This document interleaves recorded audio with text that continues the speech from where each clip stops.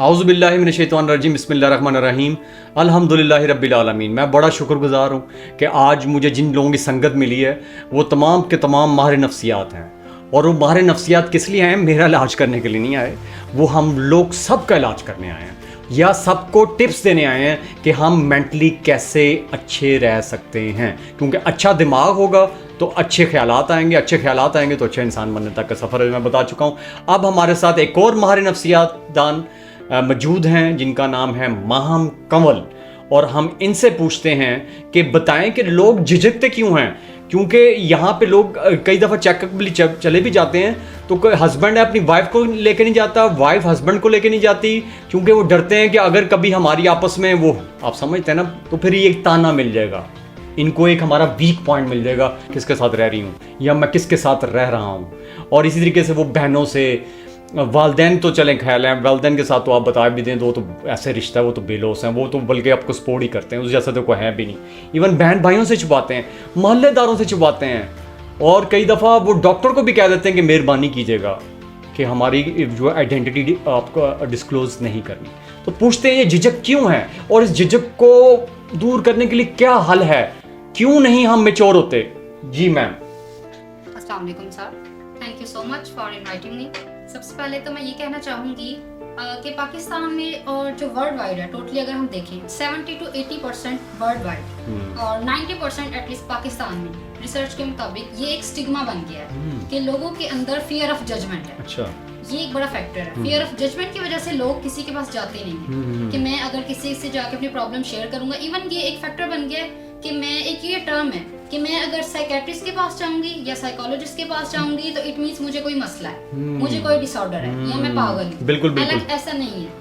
ये तो हम ये ना कि किसी इंसान को लेबलाइज कर देते हैं इस तरीके से, हालांकि ऐसा नहीं होता। बिल्कुल ठीक कह रहे हैं, हम लकब दे देते हैं उसे। बिल्कुल, जिस तरह से हमारी जिस्मानी सेहत जरूरी होती है इसी तरह से हमारी मेंटल हेल्थ भी बहुत जरूरी है। जी बिल्कुल। तो सबसे पहले तो मैं ये कहना चाहूंगी कि हम जो लोग हैं ना वो इस चीज को एक्सेप्ट नहीं करते कि हमें हमारे साथ ये मसला है या हम इस टेंशन के साथ हैं, हमें ये प्रॉब्लम फेस करनी पड़ रही है, तो हम इस चीज को एक्सेप्ट करें। मेंटली लोग एक्सेप्ट भी कर लेते हैं कि अच्छा मुझे ये मसला है, लेकिन फिर भी वो क्या करते हैं, कॉन्शियसली इस चीज को खुद ही एक्सेप्ट नहीं करते कि नहीं नहीं मुझे ये मसला नहीं है, ऐसा नहीं हो सकता, नहीं नहीं मैं बिल्कुल ठीक हूँ। वो जब तक खुद इस चीज को एक्सेप्ट नहीं करते ना कि मुझे ये मसला है, तब तक वो जाके किसी किस्म की बात नहीं करते शेयर। लेकिन जब हमें कोई बीमारी होती है तो हमें पता चलता है अच्छा मुझे बुखार हुआ है या मेरी टांगों में दर्द है, कुछ भी हो रहा है, तो हम क्या करते हैं कि अच्छा मुझे ये मसला हो रहा है, मैं जाती हूँ डॉक्टर के पास, सर दर्द हो रहा होता है, डॉक्टर के पास जाती हैं, चेकअप करवाते हैं, ट्रीटमेंट लेते हैं, आते हैं।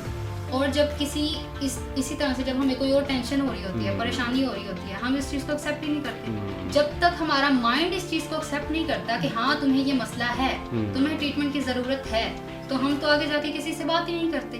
तो सबसे पहले तो मैं ये कहना चाहूंगी एक्सेप्टेंस की बहुत पहले तो खुद से झिझक भी है, खुद से झिझक है, अपने आप के अंदर ये एक्सेप्टेंस लेकर आए कि और इस चीज में किसी किस्म की झिझक शर्म नहीं महसूस करनी चाहिए। देखिए जिस्मानी सेहत और खुश रहना ये आपका हक है और हमें खुश रहने का बिल्कुल हक है। जिस्मानी सेहत बहुत जरूरी है आपकी सेहत के लिए, और इनफैक्ट जितनी जिस्मानी सेहत है ना इससे ज्यादा कहीं ज्यादा आपकी जो मेंटल हेल्थ है वो आपके लिए जरूरी है। हमारी जो पूरी बॉडी है वो कौन कंट्रोल करता है? हमारा ब्रेन कंट्रोल करता है। जब मसला इधर आ जाएगा, हमारी थॉट्स में मसला आ जाएगा, वो सोचे ठीक नहीं होंगी, टेंशन है, प्रॉब्लम्स है, सब कुछ इधर चल रहा है, तो आपको क्या लगता है कि आप हर काम ठीक कर लेंगे?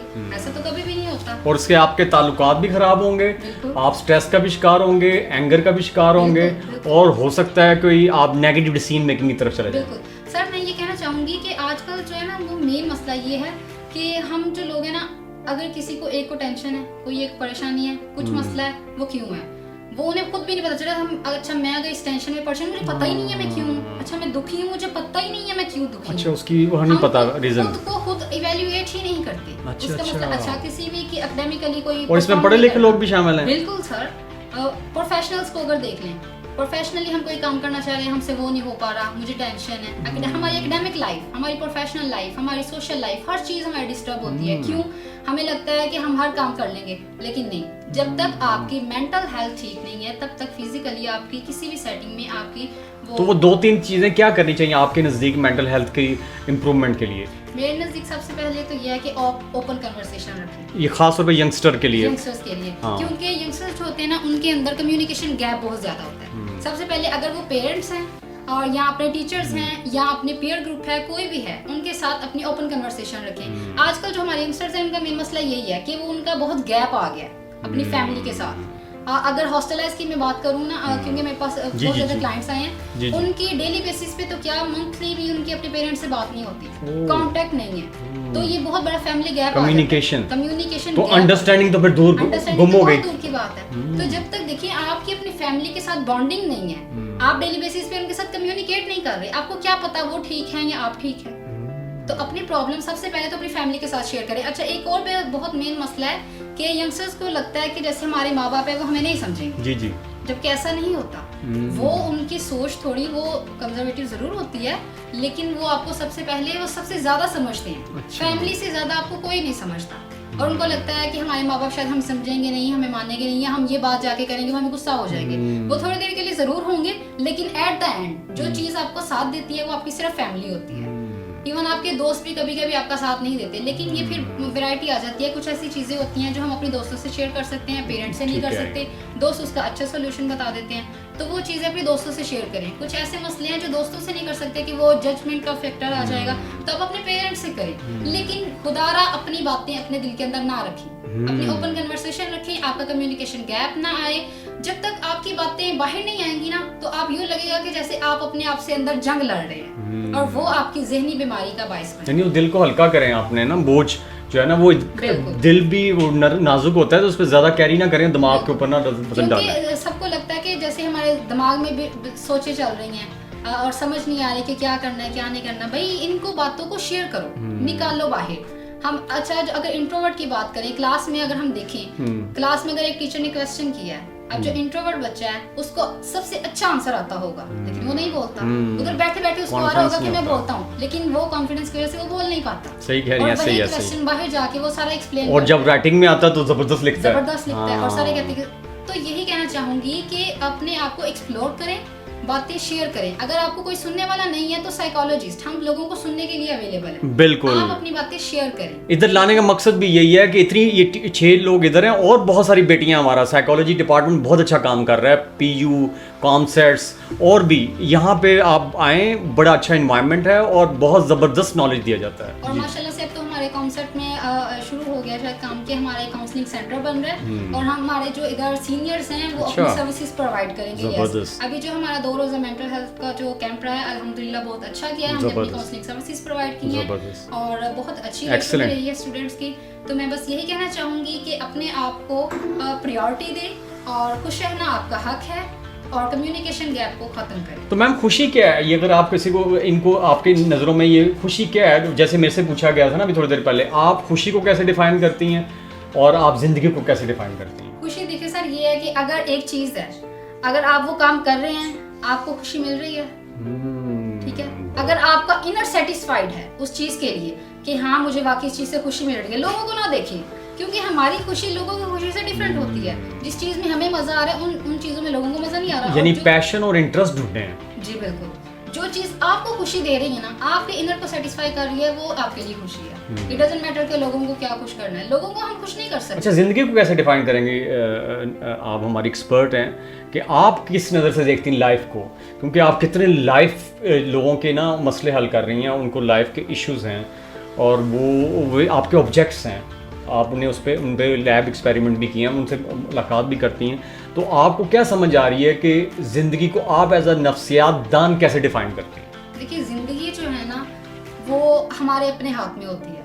आधी किस्मत जो होती है ना वो कहते हैं कि अल्लाह ताला लिखते हैं, बाकी की हम अपने हाथों से खुद लिखते हैं। और जो कहते हैं ना कि ये काम नहीं हो रहा, ये इस तरह से ठीक नहीं हो रहा, आप इनिशिएटिव स्टेप तो लें, उसके लिए प्लानिंग तो करें, आप करके तो देखें। जब हम कहते हैं ना कि फियर ऑफ मिस्टेक की वजह से हम वो काम कर ही नहीं पाते, तो जिंदगी को जिंदगी आपने खुद बनाना है, और लोगों से इस चीज़ की शर्म महसूस ना करें कि लोग आपको जज करेंगे। और दूसरी बात ये कि जो आजकल हमारे दरमियान ज़्यादा हो रहा है वो ये है कि हम हर एक को खुश नहीं कर सकते, इसलिए एटलीस्ट अपने आप को खुश करें। जब तक आप अपने आप को खुश नहीं करेंगे आप किसी को खुश नहीं कर सकते। अच्छा, आपसे नफ्सियातदान एक मौके का फ़ायदा उठाते हुए लास्ट क्वेश्चन है, ये बताएं कि आमतौर पे ना अच्छा एडमिनिस्ट्रेटर उसे समझा जाता है जो सब कुछ साथ लेके चले, लेकिन आपने अभी कहा और हमने भी एक जगह पढ़ा था कि सबको बल्कि प्रैक्टिकली देखा भी है कि सबको साथ अगर लेके चलना होता ना तो ये अज़ियत है।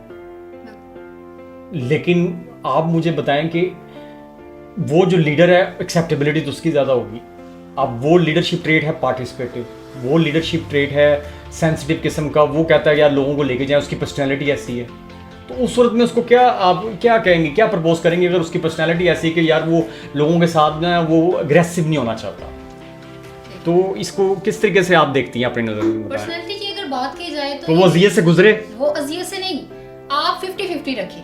हम कॉम्प्रोमाइज कर जाते हैं बाज़ों का, अपनी भी सुने और उनकी भी सुनाएं। यानी कोई स्टैंड ले लें कई जगह पे और कुछ करना पड़ता है तो कर लें। ये है कि वो कहते हैं ना कि सुनो सबकी, करो अपने मन की, जो चीज़ आपको अच्छी लग रही है वो चीज़ करो। लेकिन इसका मतलब ये भी नहीं है कि आप अपनी ही भागदौड़ में आगे चले जाओ और दूसरों का ख्याल ही ना रहे। लेकिन अगर आप डर में कर रहे हैं फिर नहीं, वो जो आपने बताया, अगर डर में आप कह रहे हैं कि नहीं यार ये लोग फिर बाद में इनका रिवेंज आएगा, बाद में ये छोड़ेंगे नहीं, मैं अब लेकिन देखिए ना बाज़ औक़ात तो ये चीज़ें ऐसी होती हैं कि हम आधी चीज़ें तो करते हैं इसलिए कि यार वो बंदा गुस्सा ना कर जाए, उसको भी इस तरह। लेकिन आपने कहा बैलेंस करें, बैलेंस करके हर चीज़ों को चले। लेकिन इसका मतलब ये नहीं है कि उनको खुश करते करते अपनी खुशी को ही मार दें। यस, वो आप जब कहते हैं ना खुशी को मार दें, इसका मतलब तो अपने आप को मार दें। जी, तो मैं यही कहना चाहूँगी अपनी अपनी जो हैप्पीनेस है ना उसको प्रायोरिटाइज करें।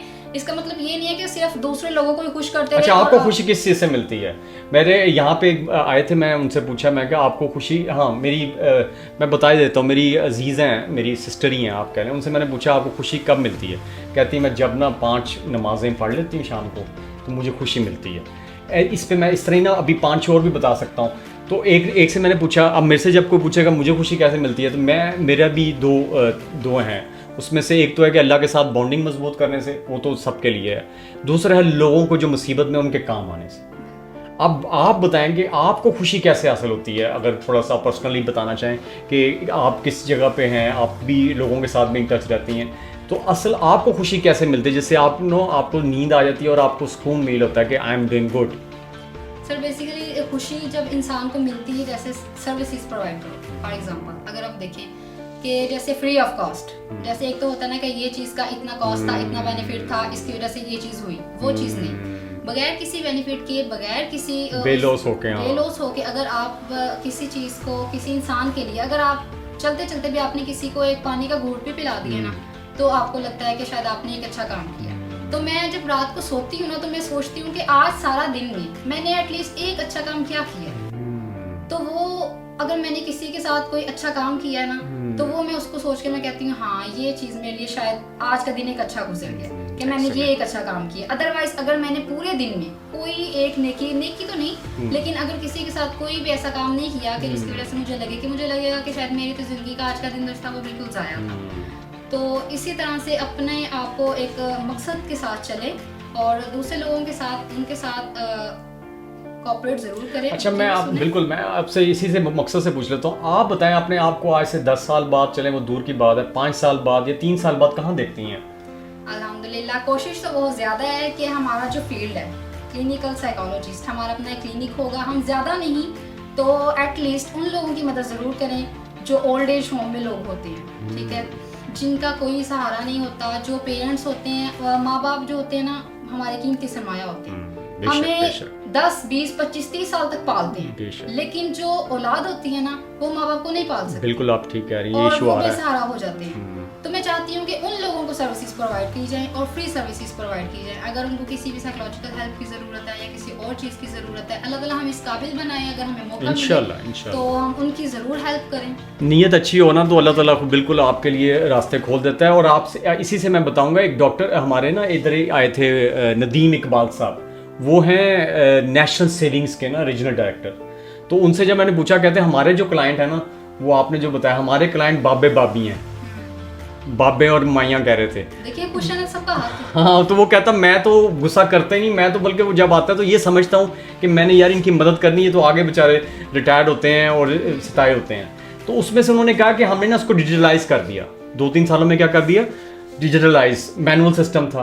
अब ये हो रहा है कि वो घर में ही वो चीज़ें ले लेते हैं। तो कुछ लोगों ने आके ना हमसे शिकायत की आपके एंगल से कि यार ये तुम लोगों ने क्या किया। मैं आता था, कुछ लोगों से बातें कर लेते, को मिल जोल लेते थे, कोई हम वो क्यू में लगे होते थे तो एक दूसरे से हम लोग कर लेते, तुम लोगों ने क्या किया, कहता है ये भी सूरत हाल आई है। तो वो आप शायद इसी तरफ इशारा कर रही हैं कि वो लॉनलीनेस फील कर रहे हैं। लॉनलीनेस फील करते हैं सर। देखिए ना, एज की तो कोई वो कैद नहीं होती। अगर बच्चे हैं, यंग हैं, अगर हम हैं, अगर कोई काम में लगा है तो जी उसको हर चीज़ मिलेगी। लेकिन अगर उनकी सारी लाइफ वो सेक्रीफाइस करते आ रहे हैं, अपना पूरी एक लाइफ का उन्होंने पैकेज गुजार लिया है, अब ये तो नहीं है कि एट द एंड उनको ऐसे ही छोड़ दिया। और यकीन करें, एक ना मैं आपको सही बात आ रहा हूँ, आज से ना 1 महीना पहले, 1 महीना नहीं 3 हफ्ते हुए हैं, तो एक बाबा जी आते थे, एक्सरसाइज करते थे जहाँ मैं भी करता हूँ। तो एक दिन वो 2-4 दिन आए नहीं, तो अगले दिन ना वो बड़े फ्रेश होते थे, बड़ा अलहदा से एक्सरसाइज करते थे। तो पूछा गया, कहते यार मेरी वाइफ अच्छी बनी थी, उसकी डेथ हो गई है। तो मैं उसके दम पे था, तो मैं एकदम स्ट्रेस में या डिप्रेशन में, जो भी आप समझते हैं, साइकोलॉजी वाले बताते हैं, तो चले गया। अब वो आते हैं ना तो बीच में गैप्स आने लग गए हैं, और वो जो जिस तरह वो थ्रिल के साथ एक्टिव होकर करते थे ना एक्सरसाइज, अब वो हम क्योंकि देखते रोज़ाना, मैंने जाने का होता है, तो वो उस तरह नहीं कर रहे होते। तो ये भी इश्यूज आते हैं कि वो सिंगल हो जाता है ना जब, तो अब वो बच्चे भी हाँ वो कह रहे थे कि मैं ना, मुझे बुला रहा है कोई कि उधर चले जाओ एक जगह पे, तो फिर बच्चे कहते हैं कि नहीं आप कैसे जाएंगे, आप हमारे पास रहें। पता नहीं उन्होंने रोक लिया है कि मैं इधर जो है ना रहूँगा। अब वो उस कमरे को देख के, और ये मतलब वो एक बड़ा ट्रॉमा होता है। देखिए ना, हर किसी को साथ की ज़रूरत होती है, और हर किसी के साथ किसी ना किसी का साथ ज़रूरी होता है। जैसे अगर मियाँ बीवी हैं, माँ बाप हैं, बहन भाई हैं, अगर हमें लगता है कि शायद जो बूढ़े हो गए हैं ना, उनको इस चीज़ से फर्क नहीं पड़ता कि उनको किसी के साथ की ज़रूरत नहीं है, लेकिन सबसे ज़्यादा साथ की ज़रूरत उन्हीं को ही होती है, क्योंकि बाकी तो सारे अपनी अपनी लाइफ में सेटल होते हैं। और ये ठीक कह रहे हैं, 3-4 तो हमें पता है, 3-4 मुझे अभी पता है लाहौर के अंदर कई ओल्ड एज होम्स ओपन होना शुरू हो गए हुए हैं, और उसमें लोग छोड़ के चले जाते हैं उन्हें, और उसके बाद उनसे बल्कि ईदों के ऊपर भी मुलाकात नहीं कर पाते। हालांकि वो कह रहे होते हैं कि हमें सिर्फ फ़ोन कॉल और सिर्फ चंद सेकंड दे दें, अस्सलाम वालेकुम माँ जी, हेलो माँ जी, हेलो वालिद साहब, इतना ही काफ़ी होता है। और ये हमारे लिए आजकल बहुत दुख की बात है। और ये बिल्कुल सही कह रहे हैं, ये हमारी वैल्यू थी, हमारी वैल्यू थी। जॉइंट फैमिली सिस्टम होता था, या पेरेंट्स की, बड़ों की कदर थी, वो इक़दार हम खो रहे हैं। और ये इसका एविडेंस ये दे रही हैं, हमें वापस आना है, कोई देर नहीं हुई। अगर हम एक स्टेप आगे जा सकते हैं, दो स्टेप पीछे भी जा सकते हैं, कामयाबी इसी में। थैंक यू सो मच जी, बहुत बहुत शुक्रिया, आपने कीमती वक्त दिया। इनका लेक्चर भी था, और इनको एक जगह जाना भी था, और उसके लिए भी इन्होंने सेक्रीफाइस किया। जज़ाकल्लाह, बहुत शुक्रिया।